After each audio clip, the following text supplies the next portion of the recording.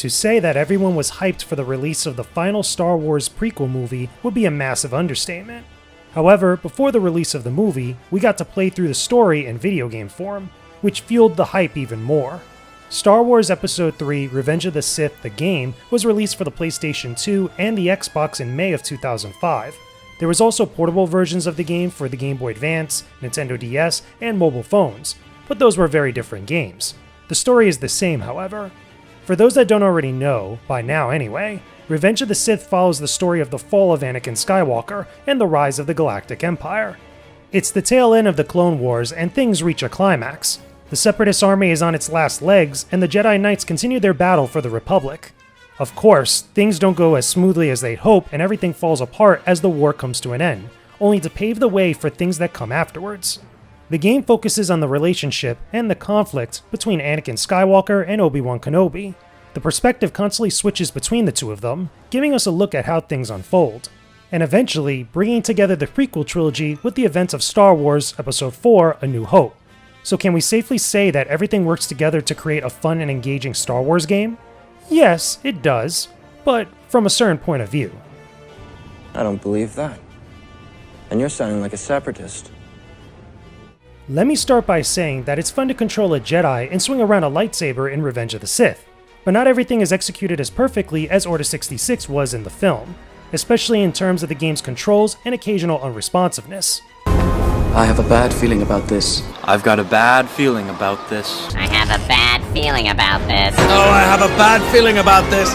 Unfortunately, there are moments where your controller inputs get dropped, bugs and glitches can mess things up, and frame rate problems go in and out during gameplay. On the flip side, however, what the game does very well is letting you battle legions of battle droids as both Anakin Skywalker and Obi-Wan Kenobi, either alone or with a friend. There's a lot of lightsaber combat, which is cool because of the variety of attacks you can do in battle. Between Obi-Wan and Anakin, there are a few differences in their move list and force powers, but other than that, they essentially control the same. What? Now the game's story mode covers key events from Revenge of the Sith, from the rescue of Chancellor Palpatine to the events on Mustafar. Every level has you fighting groups of enemies and reaching locations to battle larger bosses or engage in duels. Battle droids and other enemies come at you in packs, sometimes spawning infinitely until you cross a certain point within a level.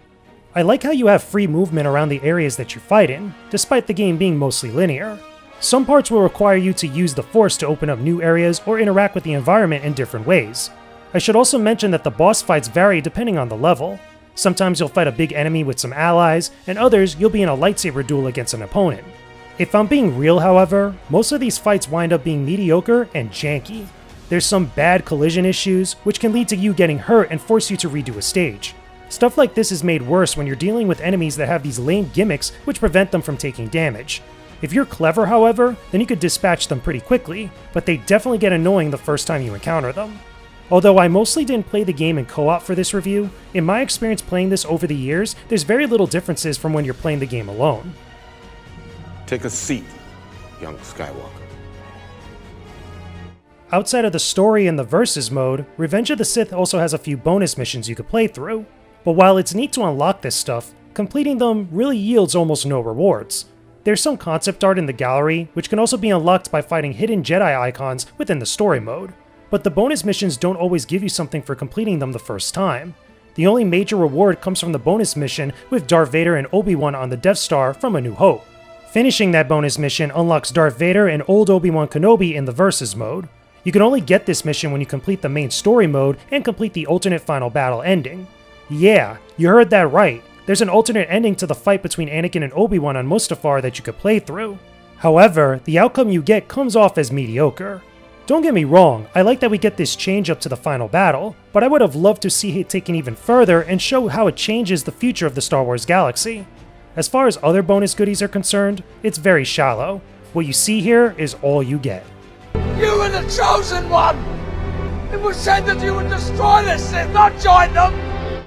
Regardless of my fandom for a galaxy far, far away, can I recommend that you check out Star Wars Episode 3 Revenge of the Sith the game on any platform? I would say yeah, but with a few notes to that. I feel that there's some good elements about this game, but it has a lot of rough aspects that might get annoying for most players. The bugs and glitches are what stick out to me the most, which hasn't really aged all that well. The lightsaber duels are still cool, and were definitely the basis for inspiration for a lot of future Star Wars games that focused on lightsaber combat. But the janky AI and the dropped inputs might turn some people off. If you love older Star Wars games, you'll still have some fun playing this regardless of the issues that I bring up. Anyone else that was hoping that this was the best game during the prequel era is sadly going to be disappointed.